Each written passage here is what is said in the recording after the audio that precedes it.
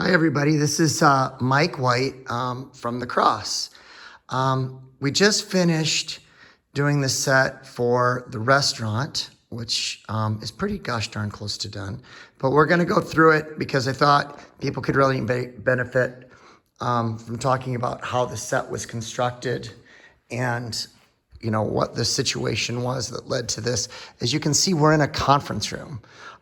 This was not done at Wayne State College on the main campus because right now the Peterson Fine Arts Building is going through a massive renovation. Also, it was really important to us to do this in the Sioux City area, so we are doing this at one of the community colleges with a room that is on loan to us. So we're going to go ahead and do that as well. But I want to talk a little bit about what went into this and the planning. A lot of this was inspired by photographs of my grandfather's restaurant from the 1920s. You're going to see a few minor inaccuracies in here that have to be there just for the sake of production. And I'll talk about those as we go through it as well. Obviously, these are faux brick walls. These are brick panels. The back are what they call cottage panels, which is a kind of a form of paneling. You can't use regular theater flats when you do this. They do not really work for film. They don't look right. Also, too, one of the things with theater flats is, they tend to bow and shift and other things and aren't really conducive to theater production or for film production. So I'm going to talk about why these flats are different and what's different about them. So let's go around the back. You'll notice that we weighed these with kitty litter and also with salt bags because they can be reused. So here what you're seeing is the back of the panels, and you're going to notice that these are 2x2s, which are stronger than the typical materials that are used for theater flats. Also, the jack stands are 2x4s. The 2x4s are going to be taken off when we put the set back into storage and be reassembled for a couple of crosses for us to burn for the cross burning scene. So nothing will go to waste. The floor is just a linoleum layout floor, and it did shift a little bit, and I'll kind of show you here. See the waves on this side? But we're going to get that all fixed before everything happens with production. Got a few waves. You wouldn't see it anyway, but we just want it to be safe for the actors, but we're going to have that figured out. So when we take a look at how this is set up here in the conference room, we've got everything as this goes. You're going to notice there's an emergency exit here, and to keep everybody safe, we've lined that up with the actual exit to the stage, which is perfect for this as well. Also, you're going to see an extra piece of panel, which during production we'll use to put behind here. So when this door does open, it's going to look like it's just opening with another adjacent wall. So it's going to look great. Behind here, you're going to see the wiring. And these are just the old-fashioned kind of, it's the idea of, when you put a wall box actually into drywall, you don't have a stud to mount it to. So the little flip-up ones, we went ahead and did this, and it's all wired into here as well. You're going to see also that this cord is going to come around for the desk lamp. We're going to talk about some of those amenities on the other side as we come out and about. It's still kind of messy in here. We've been constructing for about 2 weeks. Okay, so when we talk a little bit about this, you're going to see that the back of these is completely hollow. These are 2x2s with basically panels on the other side. You'll never be able to tell on the other side of this. I know this is kind of blowing the illusion for you. This is also not marble. This is shelving material that's had contact paper, marble colored contact paper put over the top of it. The kickboards down below, shelving materials, all of that. The vintage cabinet is in fact a vintage cabinet that we used.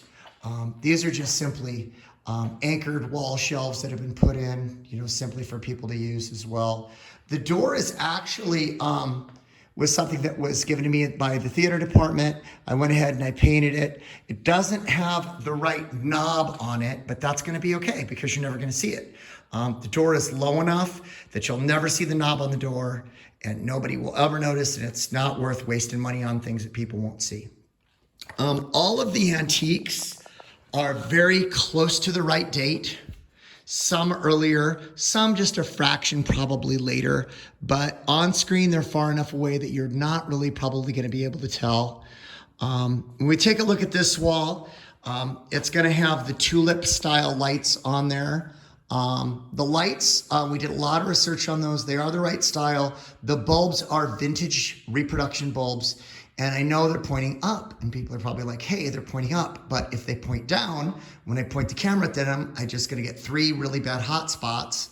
And because the camera will be staring right into the glow part of light, and then we have a production problem with that. So we're gonna have to go a few years later for that inaccuracy, just for production issues. You're gonna notice that the bill of fare, which was always posted up on the wall, is an actual menu from the time period, very similar to my grandfather's menu.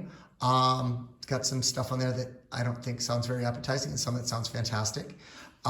This is just basically something that we had printed to look like it was hand done, but it was also printed on vintage style of paper, so it's gonna look good. This wall over here is gonna have a sign on it, which is gonna say West Side Cafe on there. So there's something a little bit on that wall. When we take a look at the tables are actually wire back chairs.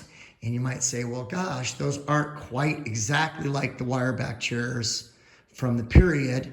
And you're right, but it's not gonna matter because we'll have people sitting in them and you won't never be able to tell. You're just gonna be able to see the arched back. Normally that they would have, a little bit different pattern and also have a wooden seat. But it won't matter. There'll be people sitting in them, so you'll never be able to tell. Also, the dishes, which look like hand-painted dishes. We found some stuff that was similar in design. These are not hand-painted. These are modern printed dishes, but from a distance you won't be able to tell, especially when there's food on them. Also, the bottles and stuff are, in fact, vintage from our antique provider. When we take a look at the glass here, this is vintage glass, but if you look at it, we're inside, and the candles are little digital candles inside that are gonna flicker because they don't have the problems of smoke and discoloration and wax and all that other crap. So we're able to go ahead and do that as well. So when we look at the antiques, we went through our antique provider and went through a mountain of different stuff, and oh man, did he have stuff forever. We're gonna go through, we'll fill a few things. We're gonna use soda in some of the containers that would have alcohol in them. For example, the old thing, you use cream soda for beer. You go ahead and you get strawberry soda to go ahead for wine or other things that you would do to make sure that you're using those types of things as well. The bottom is going to have pastries, and we haven't decided if we're going to use rubber pastries. I may make faux pastries. When I was in TV, I used to do that all the time.